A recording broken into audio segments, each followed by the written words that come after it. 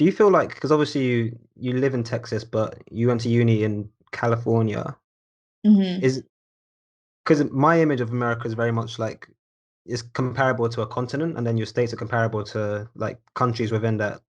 Is Hmm. that kind of the impression you get when you're traveling around, if you do much out of state travel? Um, yeah, I guess you could compare it to that because the US is pretty big. And every state, has its own laws and well, not necessarily all of its own laws, but has, jurisdiction over some specific laws and different states are known for different things. I guess the only difference would be that it's really easy to travel between states. Like there's rarely ever any like checkpoints or anything like that that you wouldn't need a passport. So that's the only difference I would say between like calling them countries or just different states.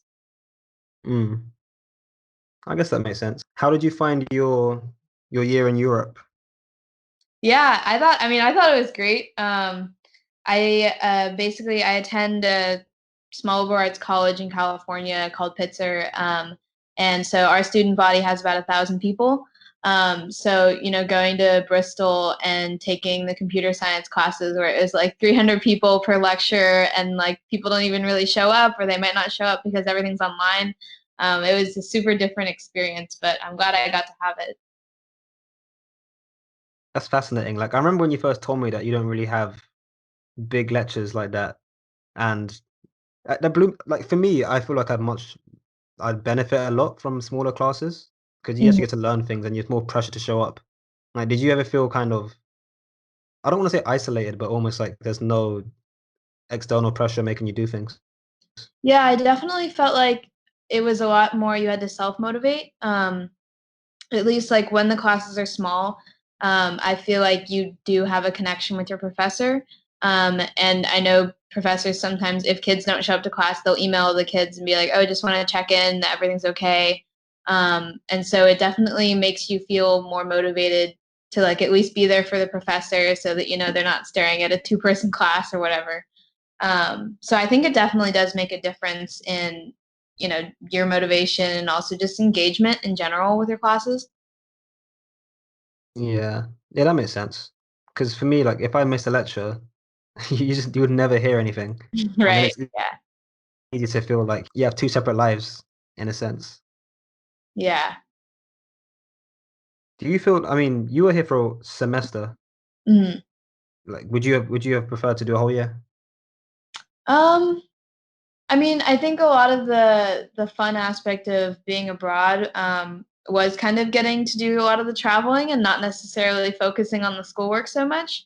Um, I did like my classes for sure.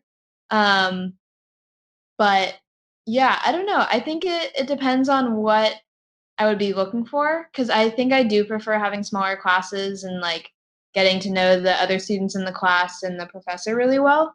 Um, so if I were to spend another semester and just focus on my studies, I'd probably rather be back in the US. But as far as getting to travel around and stuff, like Europe is very convenient.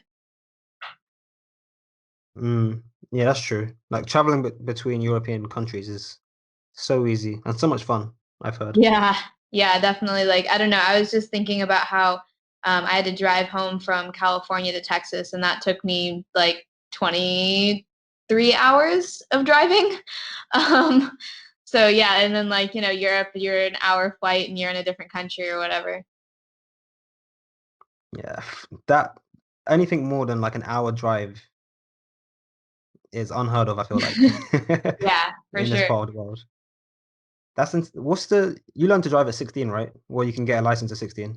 Yeah, so you can, I think, yeah, you think you can get your license at 16. It actually differs between state, like when you can get your permit and when you can get your license, but I got mine at 16. That's so crazy. Because I guess that kind of is some sort of proof of the way, the way things are in America. Whereas, I mean, you always see like the road trip culture. Um, you have big, wide roads like designed for driving around compared to Europe, where it's all these narrow lanes and back streets. Yeah, I definitely think it has to do with like the fact that in a lot of US states there isn't great public transportation and things are pretty just spread out in general. Um, and I think maybe another thing might be that our drinking age is 21 and yours is 18, right? So, um, if they have people driving and drinking at a younger age, I don't know. I think they saw some issues with that because it was 18 for a while in the US and then they changed it. Um, yeah. I feel like 21 is ridiculous though. I mean, you can do basically anything else when you're 19, 18, apart from drink. Yeah. Yeah. I don't know. I think it's a very interesting debate because like if you look at the science, right? Like your brain isn't even fully developed until you're like 24 or something like that. Um, but at the same time, having these laws doesn't really prevent anyone from drinking. People just might be more irresponsible about it. So definitely a lot of parts to the argument, I think. Yeah, that's true. I mean, the whole what's the terminology for it? Frat party culture in colleges kind of contradicts that. How Yeah. did you find like uni in America before you came to Bristol or Um, college? yeah, so I basically didn't I never went to a school that had any kind of Greek life. I kind of intentionally avoided it. I just felt like it wasn't really great for fostering like an inclusive community. So I actually started college in rural Maine at Colby College, which is up in the New England area, kind of closest to New York. I spent a year there. It was really, really cold, so I left, and then I moved to Southern California to Pitzer, and I really, really enjoyed it for sure. Pitzer is a part of this undergraduate college consortium, which I think is really, really unique in that Pitzer is its own school of about 1,000 students, but within a mile radius, there's 4 other colleges. And so you can actually take classes and major at any of the other schools.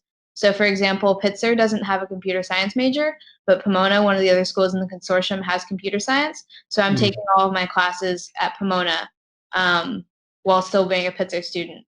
So I think what makes that setup unique is that you can have the small, like kind of intimate class size, but you have the resources of a university that's like roughly 9,000 people with all the 5 colleges combined. Whoa. Yeah. Uh, Bristol is, I think, 18,000, but I Yeah. can imagine like, yeah, I feel that's a mid-size, that's a good size uni. Hmm. That's so Yeah. wild. Like, did you interact much with people from the other like colleges, or are you very Yeah. much No, just in I your? I feel like you can, if you don't want to interact with students from other colleges, you couldn't get away with it. But I think that's been one of the best parts of my experience is just like getting to meet students from the different colleges because each college kind of has a specialty. Like they're all liberal arts schools, but each college is kind of more known for something. So Pitzer is known for social justice work, stuff like that. There's a college known more for engineering and STEM. There's one that's an all women's college, one that's more known for economics and business. So it does attract different kinds of people. So, getting to have all these different kinds of people in one place I think it makes it a very engaging place. There's always stuff going on. Mm. Yeah, I can imagine that's quite cool, especially how like because I mean in Bristol we do have a similar thing with faculties, but you live with random people from random degrees. I Mm. feel like having your own like I guess hotspots for like the engineers there and then the artists here, it makes it so much more free flowing. I feel like. Yeah, yeah. So every school, it kind of, I feel like a good example would be if you think about like clubs. I think you guys call them societies. But like every school has some clubs that are only for that school, but there are also a lot of clubs that are for all 5 colleges. So that's a really great way to meet people. Like one of the ones I've been really involved with is an outdoor club. So people from all the 5 colleges can get together and like go hiking or go camping over the weekend. That's sick. I Yeah. wish we had an outdoors in the UK. I feel like the weather doesn't totally permit for that. Yeah, it's funny how you say you left Maine because it was too cold, so you came to Bristol. Just Hey, it was pretty nice. I came in the spring, so it's pretty nice. that's true. Crazy. Do you feel like because one thing that I've always I want to say I'm envious of that the US do that we don't is how you do your first year of just like any subjects and then you do your minor and major afterwards. Is that Mhm. something that you like haven't experienced the way we do it here? Is that something that you think is a like do you back that even more now or is it weird? Yeah. No, I definitely think that's a great thing to have flexibility. So like the thing is that there are liberal arts colleges which allow you for your first 2 years to not declare a major. And then you can go to schools that you go in like more like the UK system and you know you're going to do engineering for 4 years or whatever. But I think liberal arts colleges are great because my first 2 years, I was a biology major and I was going to go to vet school. And I took all of the bio classes like organic chemistry, genetics, all that stuff. And then I decided my second year that I didn't want to go to vet school. And had I been in the UK system, I think it would have been a lot harder to transfer and change my mind. Um, but now I'm doing computer science and cognitive science, and I think it's a lot better fit for what I now think I want to do. Mm.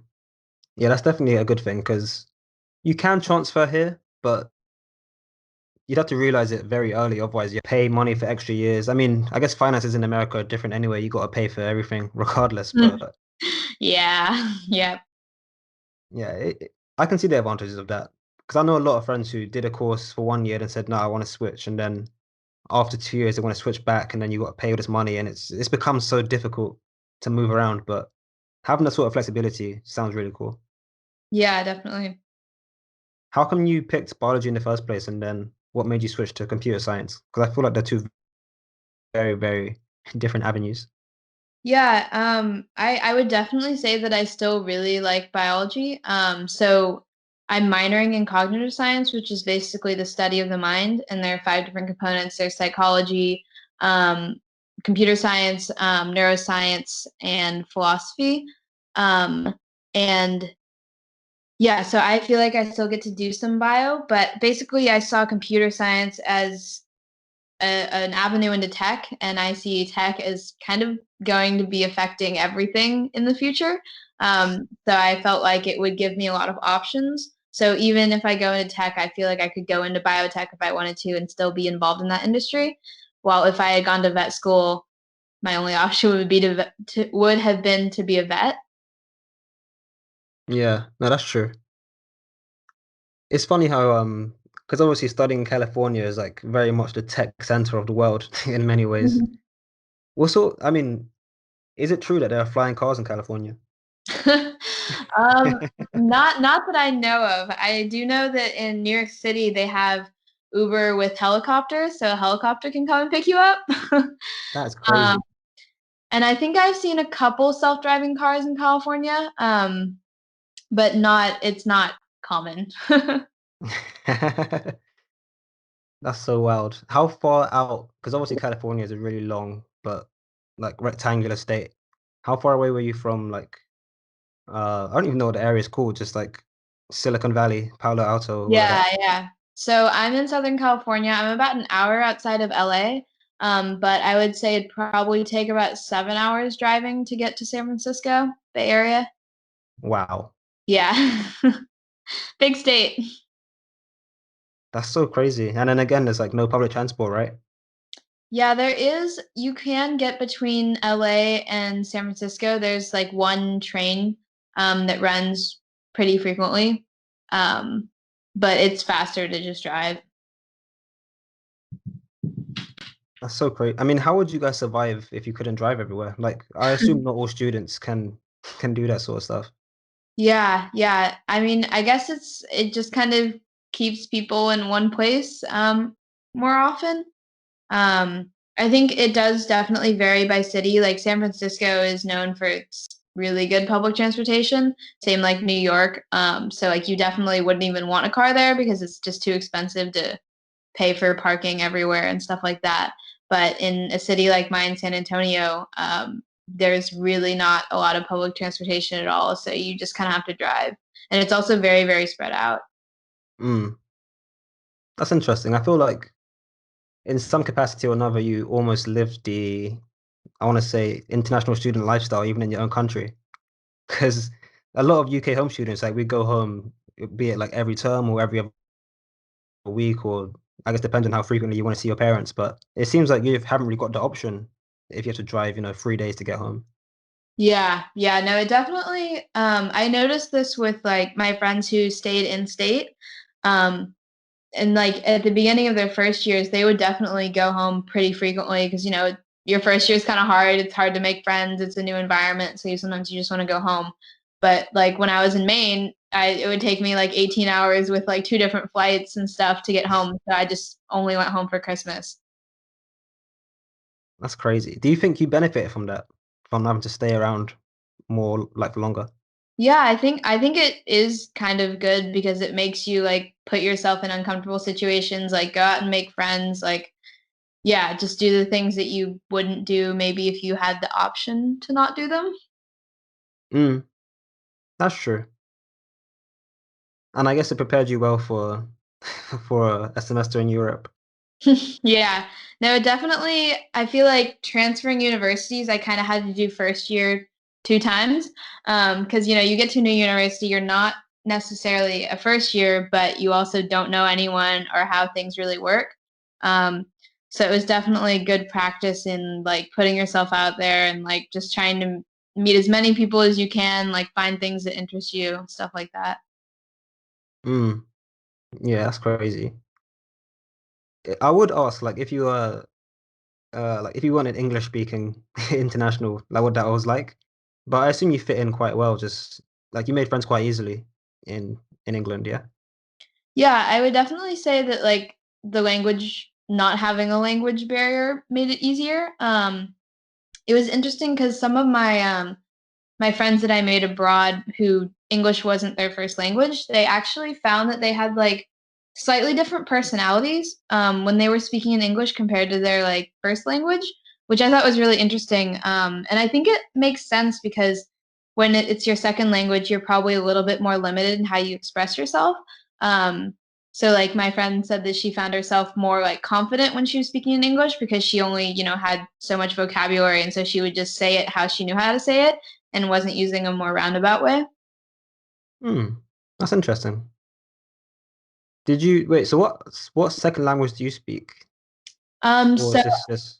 yeah, I would say Spanish. I could like go to Spain and be fine. I'm working on Chinese. I definitely would not say I'm anywhere close to fluent, but maybe someday. Yeah. Chinese is so. I mean, I've heard it takes between 10 and 20 years or something to learn Mandarin or Cantonese. That just I could never dedicate that much time to something.